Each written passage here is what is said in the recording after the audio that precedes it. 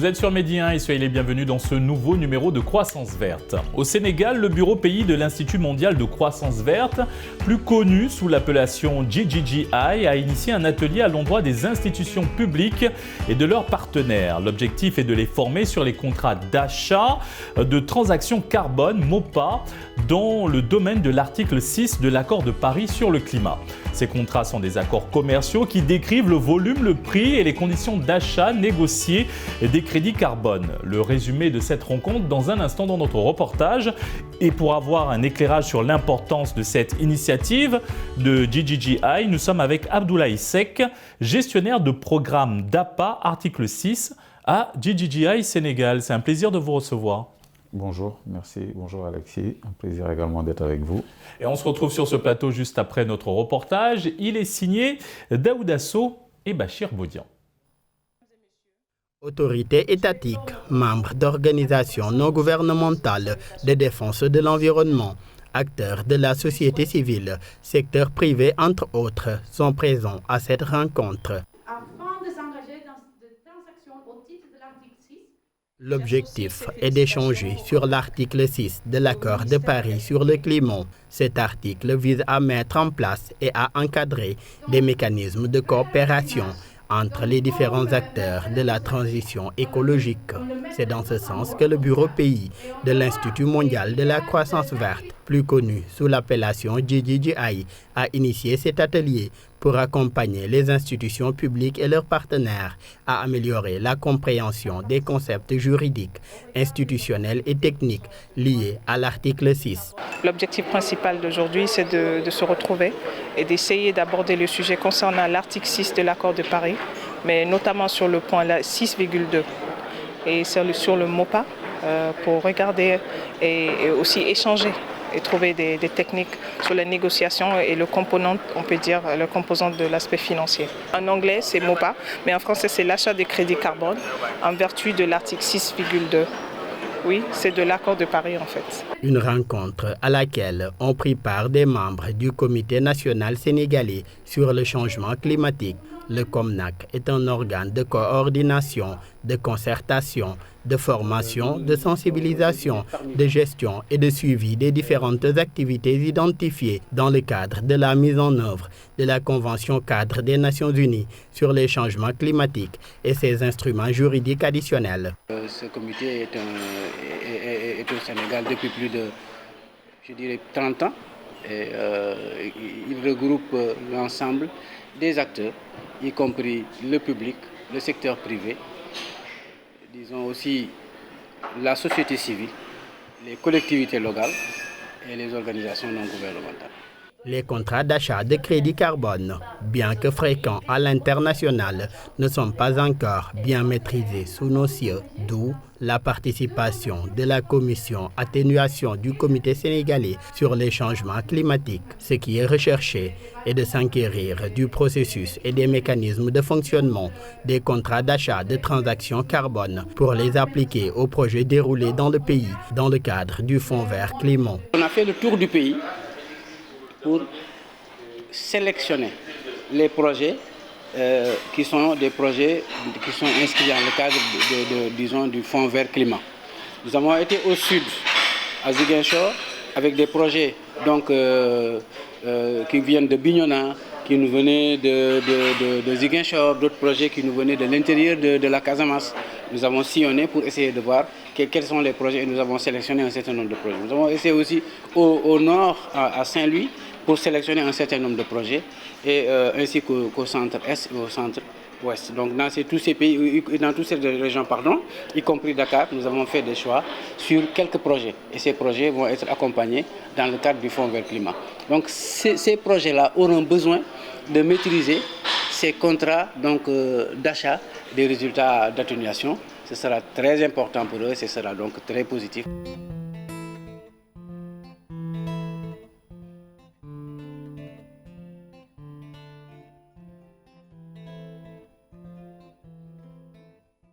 Dans le monde, la production d'énergie par la combustion des ressources fossiles génère un fort taux de CO2 qui impacte directement sur les changements climatiques, d'où la nécessité de développer des énergies renouvelables pour la réduction des gaz à effet de serre et pour lutter contre le changement climatique.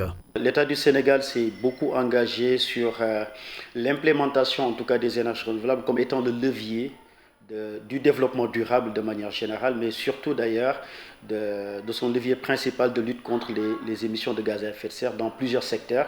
Et peut-être on les verra un peu plus tard dans les interventions de l'ANER, et notamment peut-être ce qui nous importe le plus actuellement et aujourd'hui d'ailleurs, c'est un peu l'élaboration des contrats d'achat d'énergie, d'achat d'émissions de gaz à effet de serre à travers justement le MOPA. Cette initiative de GGGI vise à former les parties prenantes sur les accords d'achat de transactions carbone. Ces contrats d'achat de résultats d'atténuation sont des accords commerciaux qui décrivent le volume, le prix et les conditions d'achat négociées des crédits carbone. L'activité vient boucler un cycle de formation sur les bases et la méthodologie de l'article 6 avant d'en arriver au contrat. D'où la sensibilisation sur le mécanisme de fonctionnement du contrat d'achat de crédit carbone et comment le Sénégal pourrait développer cela dans le respect des règles de l'article 6, ce qui passe forcément par la compréhension des attentes des acheteurs et des exigences des vendeurs dans le cadre des engagements de réduction carbone des différents pays signataires de l'accord de Paris. Ces contrats carbone intéressent aussi des acteurs évoluant dans le domaine de l'énergie. C'est le cas de l'Agence nationale des énergies renouvelables, leur objectif étant d'arriver à une durabilité de leurs projets énergétiques grâce à l'application des contrats d'achat carbone. Beaucoup de projets d'énergie renouvelable qu'on a connus dans le temps au niveau du Sénégal ont été quand même réalisés. Mais c'est vrai que quand même il est important de souligner que la question de la durabilité quelquefois pose un tout petit peu problème. On peut avoir peut-être les finances de pouvoir faire des réalisations, mais une autre question est d'en assurer justement la durabilité. Qui parle de durabilité, naturellement parle d'entretien et de maintenance, parle également de réplication de ce genre d'initiatives partout au niveau du Sénégal. Donc naturellement le fait justement d'enclencher ce processus d'achat des émissions de gaz à effet de serre, en tout cas des réductions d'émissions de gaz à effet de serre, nous permettra justement de nous inscrire fondamentalement et à la limite irréversiblement dans ce dispositif, parce que tout simplement ça permettra de soutenir le financement durable d'ailleurs de ces investissements que l'État du Sénégal s'engage justement à faire à côté également de ses partenaires au développement. Aussi, face aux effets du changement climatique, l'application de l'article 6 de l'accord de Paris permet de faciliter l'atteinte des engagements volontaires des pays à travers leur CDN, contribution déterminée nationale. Ce, à travers un mécanisme permettant à des acteurs privés et publics de participer aux efforts de réduction des pays en finançant des projets. Il s'agit d'acheter ou d'échanger des crédits carbone issus de projets de réduction ou séquestration carbone. Dans le cadre de la contribution déterminée au niveau national, il y a la CDN, il y a les options, ce qu'on appelle les options conditionnelles et les options inconditionnelles. Ça veut dire que inconditionnel, ça signifie que l'État va faire en sorte, disons, qu'il y ait dans le cadre inconditionnel, qu'il y ait investissement ou non, c'est des projets qui seront faits. C'est donc un engagement du pays. Mais alors que quand les options sont conditionnelles, il y a donc une attente de la part des investisseurs internationaux pour faciliter, y compris avec les fonds vert climat, donc l'ensemble des investissements. Donc dans ce cadre-là, c'est aussi avoir une connaissance des principaux termes juridiques et contractuels dans le cadre de ces contrats d'achat du MOPA. Avec aussi, les participants auront à connaître qu'est-ce que c'est que le MOPA, qu'est-ce que cela signifie de façon détaillée, mais aussi ils vont avoir un aperçu donc, sur les clauses contractuelles de MOPA avec des exemples principaux. Parce que là, il y a ce qu'on appelle la formation-action. Il y a, non seulement on les forme sur le MOPA, mais ils vont aussi vivre avec donc les formateurs la mise en place, la réalisation donc d'un contrat d'achat sur les résultats d'atténuation. Les énergies renouvelables étant plus écologiques et disponibles en masse autour du globe, Elles sont gratuites une fois les installations de production rentabilisées, d'où les politiques sénégalaises développées en termes de production d'énergie renouvelable pour mieux impacter d'autres secteurs vitaux de la vie au quotidien. L'objectif du gouvernement, je pense, dans la lettre de politique de développement du secteur de l'énergie à l'horizon 2023, c'était déjà un objectif de 18% sur la puissance installée en termes d'énergie renouvelable. La force est de constater que globalement, je pense qu'on est autour de 30%, voire même un peu plus si on y adjoint l'hydroélectricité. Et ça, ne serait-ce que sur la partie puissance installée, c'est-à-dire tout ce qui est capacité, mais au niveau du réseau interconnecté de Sénélec.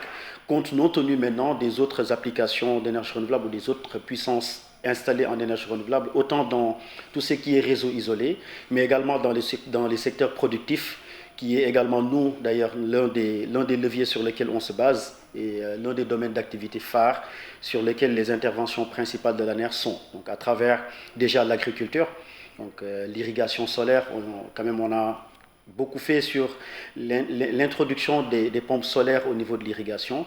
Mais ce n'est pas qu'au niveau de l'irrigation, c'est également au niveau de l'accès à l'eau potable. Parce que tout ce qu'on fait au niveau des énergies renouvelables, c'est vraiment pour montrer la voie et d'autres acteurs également s'y sont beaucoup engagés. Ainsi, après la COP26 tenue à Glasgow et le sommet de Bonn en Allemagne sur les négociations climatiques, les pays africains préparent activement la prochaine COP prévue sur le continent africain, une rencontre au cours de laquelle la maîtrise de l'article 6 pourrait être d'un grand apport pour de meilleures négociations des pays les moins avancés. En 2021, pendant la COP26, il y a certains engagements qui ont été pris et l'objectif c'est que tous les pays prennent l'initiative de mettre en place ces accords avant la COP27. Donc le Sénégal notamment actuellement est en cours de ce développement et cette mise en place et en préparatif pour la COP27. Avancer vers un monde avec zéro émission nette vers 2050 nécessite une coopération internationale pour faciliter les transferts de technologies bas carbone, de compétences de financement qui peuvent encourager l'action climatique et la réduction de son coût. Un crédit carbone est une unité qui peut se vendre et s'acheter. Il est l'équivalent d'une tonne de CO2 évitée ou séquestrée. Jusqu'ici marqué par la prédominance du secteur privé, plus des 2/3 des pays prévoient aujourd'hui d'utiliser les marchés carbone pour atteindre leurs engagements au titre de l'accord de Paris, à savoir à travers les contributions déterminées au niveau national ou CDN.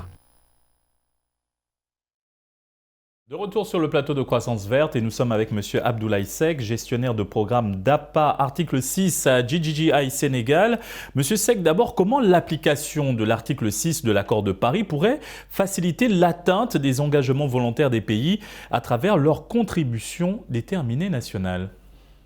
Merci beaucoup Alexis pour cette question. Juste pour rappeler ce que c'est que l'article 6. L'article 6, c'est, on va dire, le chapitre de l'accord de Paris qui traite des transactions carbone. Donc, que ce soit des transactions qui se font dans le cadre d'un mécanisme qu'on appelle le 6.2, donc ce sont les approches coopératives entre deux pays qui se mettent d'accord pour échanger les émissions de CO2. On a un mécanisme qui s'appelle le 6.4 qui va plutôt remplacer le mécanisme de développement propre qui est beaucoup plus connu et qui est utilisé depuis dans le cadre du protocole de Kyoto. Et on a un mécanisme qui s'appelle le 6.8 qui lui est plus un mécanisme non fondé sur le marché. Et cet article 6 a pour ambition d'aider les pays à aller au-delà de leurs engagements. Les engagements dans le cadre de l'accord de Paris sont reflétés dans les CDN des pays. Le Sénégal a sa CDN où s'engage sur des économies, des réductions d'émissions de CO2 à hauteur de 7%, de manière volontaire et de manière souveraine. Et elle pourrait aller beaucoup plus loin, jusqu'à 29%, si elle bénéficie de financement climatique ou du marché carbone. C'est là où l'article 6 intervient, parce que pour aller au-delà des engagements, le Sénégal peut décider, par exemple, pour donner un exemple basique, au lieu d'installer 300 MW de solaire sur lequel elle s'est engagée, elle peut dire, bon, j'ai les ressources solaires dans le pays, j'ai les capacités d'aller jusqu'à 600 MW, ou voire plus, et donc tout ce que je ferai en plus je peux potentiellement le monnayer, les réductions d'émissions qui sont issues de ces installations. Et donc c'est important parce que c'est un mécanisme de financement basé sur le résultat, c'est vrai, mais c'est un mécanisme de financement qui peut encourager un pays, un secteur privé à réduire les émissions. Et les émissions, qu'elles soient réduites au Sénégal ou aux États-Unis ou en Russie, font du bien à la planète. Et dans ce cas précis des transactions carbone, ça permet au pays ou aux vendeurs en tout cas d'avoir des ressources additionnelles pour financer son développement.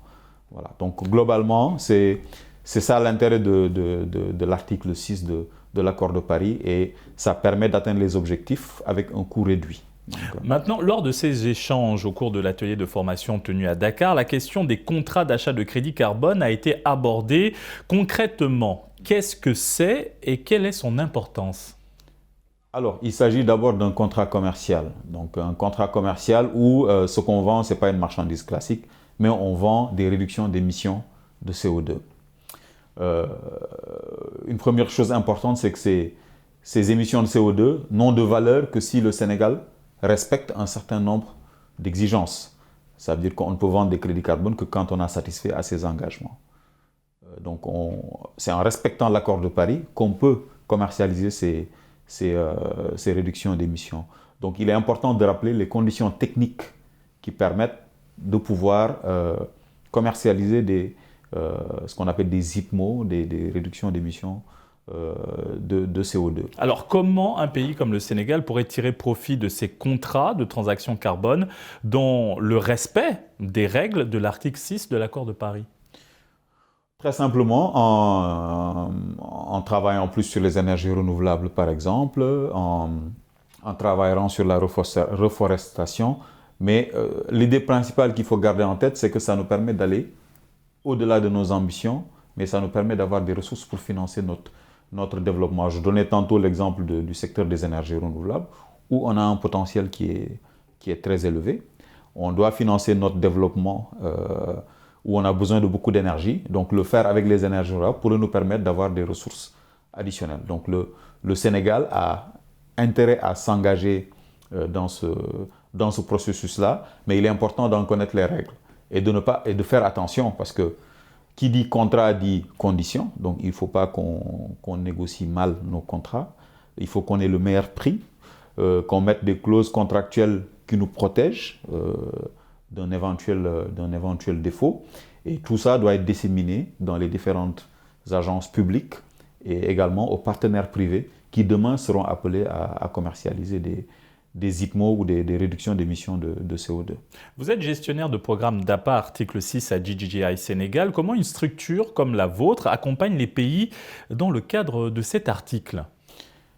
Alors très concrètement, ici au Sénégal, effectivement, nous mettons en œuvre le projet d'APA, qui est un sigle anglais, mais qui veut dire conception d'approche politique dans le cadre de l'article 6 de l'accord de Paris, où l'idée fondamentale, c'est d'accompagner le gouvernement du Sénégal à mettre en œuvre des instruments politiques qui vont lui permettre d'accélérer le développement des énergies renouvelables, notamment ceux raccordés au réseau. C'est notre scope de travail ici au Sénégal et ce programme est mis dans 4 autres pays, dont le Maroc, le Vietnam et l'Indonésie.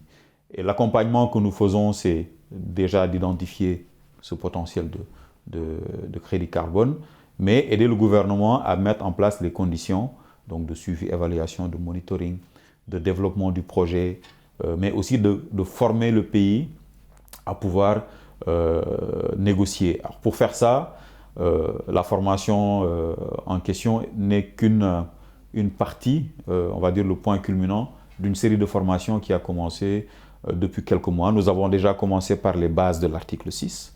Dans un deuxième temps, nous avons parlé des méthodologies de calcul des réductions d'émissions, des structures de gouvernance qu'il faut pour mettre en œuvre l'article 6. Et aujourd'hui, nous travaillons sur les contrats de réduction d'émissions.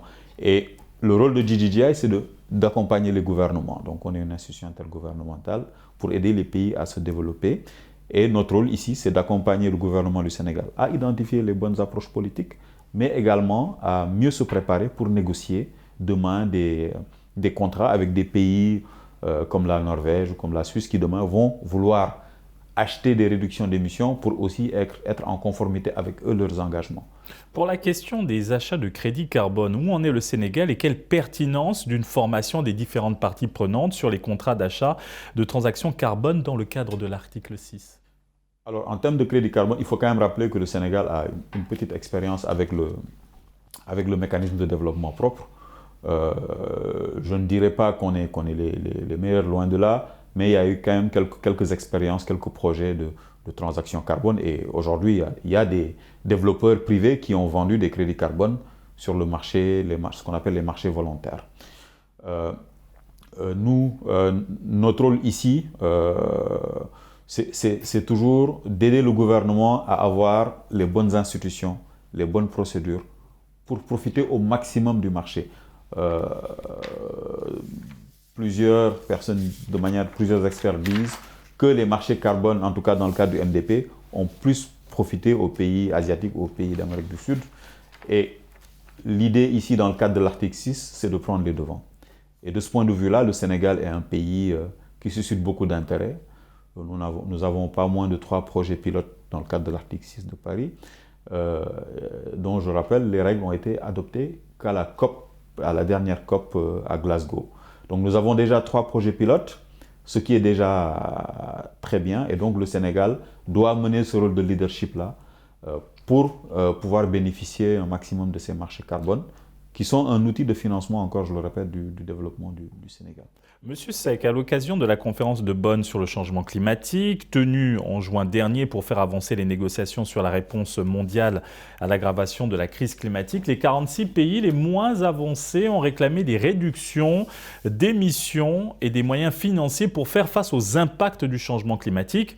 Comment amener les États à respecter leur engagement à travers des mesures courageuses et équitables pour des solutions aux effets du changement climatique?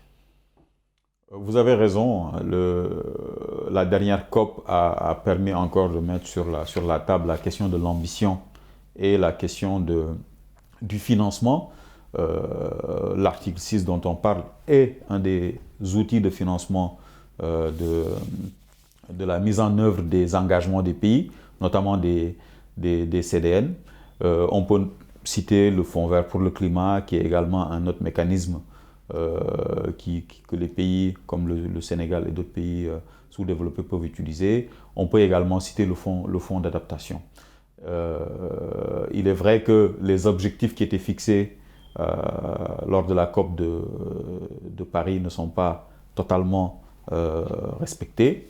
Maintenant, charge en tout cas à nos pays en tout cas les pays que nous accompagnons, notre rôle, nous, en tout cas GGGI, c'est d'être à leur côté pour les appuyer à mieux se structurer, à aller mieux chercher ces financements climatiques, à aller chercher la finance carbone, mais également à mieux se positionner en termes de courbe de croissance. Nous devons développer le transport, l'électricité. Il faut choisir les bonnes technologies aujourd'hui pour pouvoir se développer sans émettre plus de CO2. Il faut également trouver des finances climatiques, donc ça veut dire qu'il faut avoir des projets crédibles que nous pouvons présenter à nos partenaires pour réclamer la finance climatique qui est due. Donc GGGI se place dans ce siège-là. Accompagner les pays à mettre en œuvre leur politique, mais les accompagner à formuler les meilleurs projets possibles pour accéder à la finance climatique. Intéressons-nous maintenant à la prochaine COP27 qui se tiendra sur le continent africain, à Sharm el-Cheikh en Égypte plus précisément. Quelle attente en tant qu'institution, surtout en ce qui concerne l'article 6 ? Alors, en tant qu'institution, nous, en tout cas, notre rôle, je répète toujours, c'est d'accompagner les États dans leur volonté. Au niveau du Sénégal, notre partenaire, c'est le ministère de l'Environnement et du Développement durable, notamment la direction de l'environnement et des établissements classés. Notre rôle pour cette nouvelle COP sera d'accompagner le gouvernement à se préparer à la négociation, parce qu'il s'agit de négociations.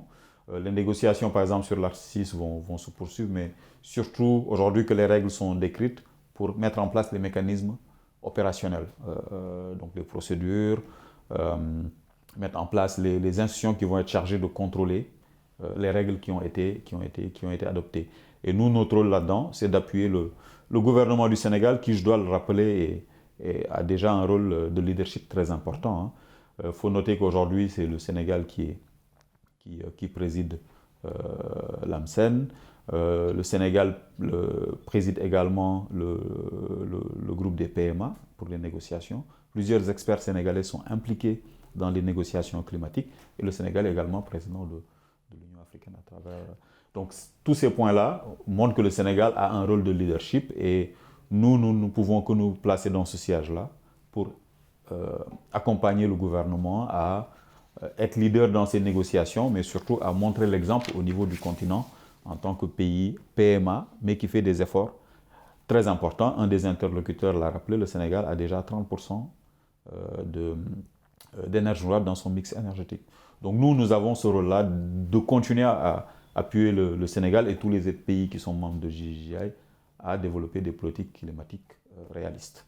Merci Monsieur Abdoulaye Seck pour cet éclairage. Nous rappelons que vous êtes gestionnaire de programme d'APA, article 6 à JJI Sénégal. Merci Alexis et à très bientôt. À très bientôt, je l'espère. Et merci à vous d'avoir suivi cette émission. Très bonne suite des programmes sur Média.